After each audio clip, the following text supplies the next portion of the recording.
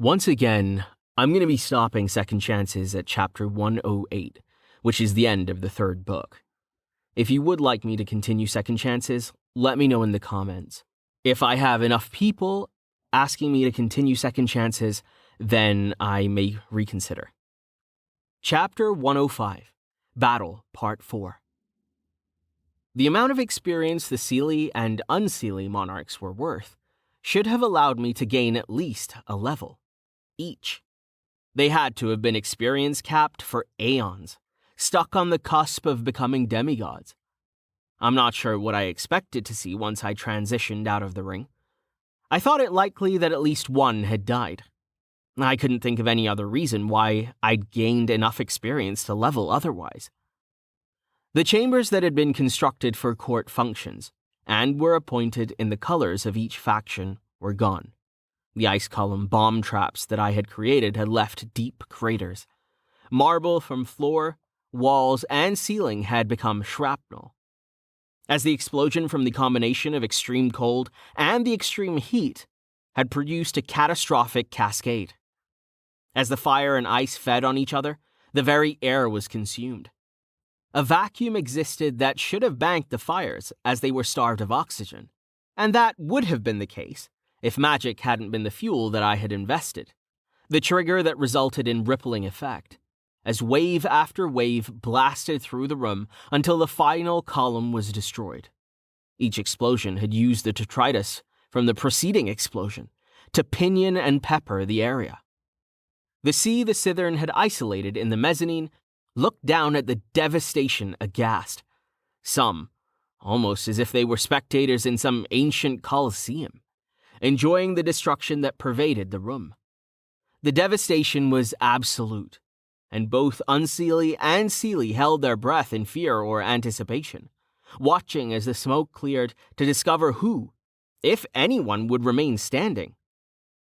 The court was also being attended by media from both sides, individuals who had not taken any part of the battle, but had streamed the events live for the entire planet to see. Court sessions were always broadcast, the Seelie and Unseelie agreeing to an impartial panel of journalists for commentary and discussion about the events that took place. A few pantheons also sent cameras, the Olympians and Asgardians editing delayed feeds to demonstrate the plebeian nature of the sea government. No one had expected the nightmare that had been broadcast. The normal staged discussions and courtly dance of sycophants, the attempt by the court to project harmony and peace was shattered by the after images of combat. The similarity between the scene before them now and the war-ravaged battlefield were eerily comparable. A cough from those watching, throat irritated by the billowing smoke that shouldn't exist, since nothing was burned to fuel the fire, released those watching events unfold. The quiet stillness of a frozen tableau, the stillness of shock and disbelief, had only emphasized the horror of events over the past half hour. Those that were too young to have participated in the last Seelie-Unseelie Great War had no frame of reference. The images contrasting with what they had believed their entire lives, that the ranked kings and queens were indestructible. But for those that had lived long enough, had taken part in wars where wholesale slaughter of Seelie and Unseelie was the only goal. They knew that as bad as this is, it could have been so much worse. At least the conflict had been limited to our rank. Scythern and System had acted to remove the other combatants in time, to minimize their deaths. For those that recall the nightmare of war, beings that had lived hundreds of thousands of years, they gazed upon the scene of destruction with relief. When the smoke had cleared, and there was nothing left but the debris and a few melting shards of ice, those that had been seeking desperately for confirmation of the battle's outcome were stunned. The monarchs, those beings closest to achieving the experience needed to embrace the divine and become ranked demigods, those who ruled at times fairly, capriciously, or jealously, had remained an established power, knowledgeable and predictable after so many years of rule, unassailable and invulnerable. I knew that something had happened, but even I was surprised to see all 6 of the monarchs wounded. Wounded so badly that their ability to heal and regenerate was not able to repair the damage immediately. For the Unseelie, those wounds were horrific, but repairs were proceeding quickly enough that those people watching the video feeds could see burns healing, shrapnel being expelled, and blood flow being staunched. Things were much different for the Seelie. The system had given the Seelie a chance to release and heal my people.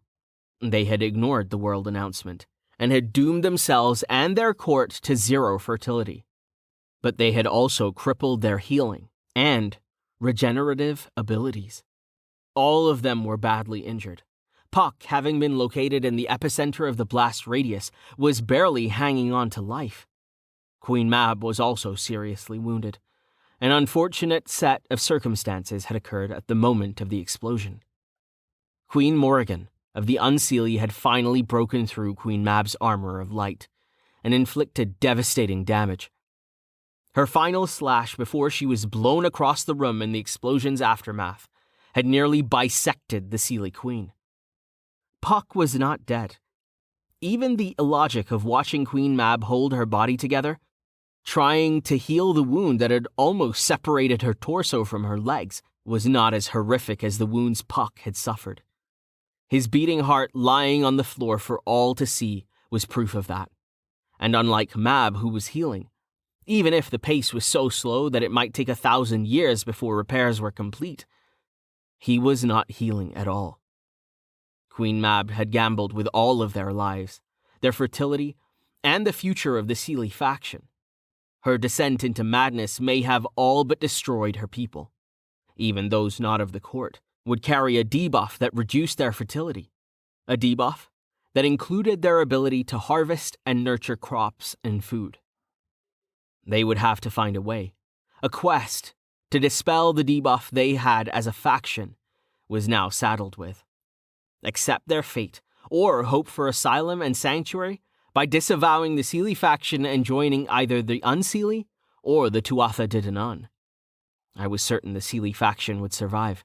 Diminished, their power greatly reduced, but they would survive.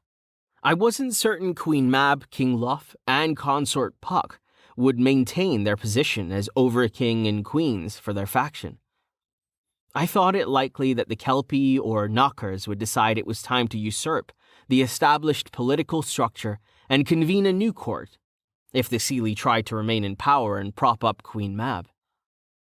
That is, if Mab and Puck lived. That was yet to be determined. The silence that permeated the room was multiplied across the world, as those who had been watching the live broadcast joined those in the Cithern in stunned disbelief. It was as if a spell of silence had been cast worldwide until Danu exhaled, and the bubble of silence burst. Across the entire Seelie territory, panic and fear set in. Those court members that were in attendance began shouting and clamoring for explanations, their voices joined by a multitude of citizens that spread news and fear in equal measure. It took less than 5 minutes before every person on the planet was aware that something monumentous had occurred. I ignored those demanding my attention or ordering me to heal the fallen monarchs. My attention focused on a new system prompt. You have helped defeat both Seelie and Unseelie factions. You may claim reparations from the Seelie based on penalties assessed. Tuatha De Danann enjoys a 5% increase in crop yield and 7.5% increased fertility for all faction members. The Seelie have been assessed a permanent debuff of 10% decrease to crop yield and 15% decrease to fertility. Accept? Yes? No. I saw no reason to not accept the boons. Not only would it increase my standing within my own faction, but the Seelie and Unseelie in my territory should also look on me with increased favor. World announcement. King Te Mac de Belleros e Cryonax of the Tuatha De Danann faction has prevailed in battle against both Seelie and Unseelie faction. Penalties and rewards apply. Note: buff and debuff are faction-linked. Changing faction requires a 1-year cooldown period before new buff/debuff becomes active. The waiting period does not apply to those individuals of Angel Gyaure who have been given the option to change faction. For the Unseelie, it maintained the status quo. For the Seelie, it was more proof that Queen Mab had led her people to ruin. For Mab, it was the breaking point. New quest. Queen Mab has refused to admit defeat. She has challenged you to a personal duel. Accept? Yes. No.